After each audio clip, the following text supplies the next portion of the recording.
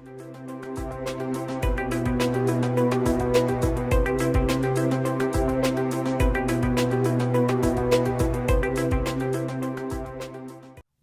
you again. We're here connecting community with Giovanni Mata. We have the pleasure of having today Mr. Eugene Cook, Councilman of the town of Huntington.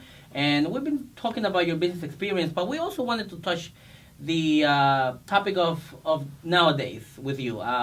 We know that you had an issue with one of the rental houses that you have. So tell us a little bit about it. Back in September of 2014, I bought a house, a 5-family house, along with 2 partners. And since then, the town has been basically what I would call harassing me and trying to get me back for political payback. And so they had articles written in the newspaper and what have you. But to give you an idea, Giovanni, this is the house 4 years ago of the house that I bought back 7 months ago. And this picture is before you bought it? 4 years before I Okay, bought it. okay. This is the house today. Okay? So that house, when I bought it, was 5 kitchens and 5 bathrooms. Today, it's 5 kitchens and 5 bathrooms. But yet the town has continually tried to harass me and make me out like I'm some kind of a bad person by buying this. And the fact of the matter is that back in 1997, the town issued a letter in lieu, which is a letter in lieu is pre-existing certificate of occupancies. And this is right here. And it shows that the house is legal the way it's being used and the way it's always been used.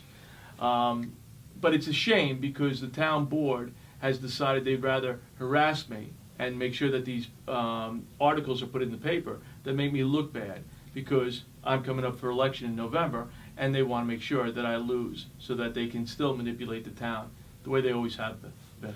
What would you tell the community that is actually being, of course, distracted and probably doubting on the vote for you, Let me because tell you, of this issue? I will make one thing perfectly clear to you. Nobody's allowed to come into your house or your apartment. Don't let anyone in ever unless you want them in. Okay? But if the town knocks on your door, they have the same rights as the Avon lady. None. You say, I'm not interested, and you point to the street and say, get off my property. Whether you're a tenant or you're the owner, nobody has to come in no matter what they say. Okay? And that's the law of the land. And everybody should know that because the town manipulates that. So what is the next step with the town board? Because if they're taking the retaliation against you, what has been your reaction and what has been your message to them? Well, we're supposed to go into court on June 10th in regards to this.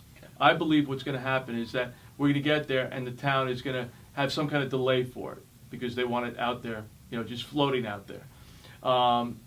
They may wait, it may get thrown out, but nothing's going to happen because we're ready to show the judge what we have and why we know it's a legal 5-family.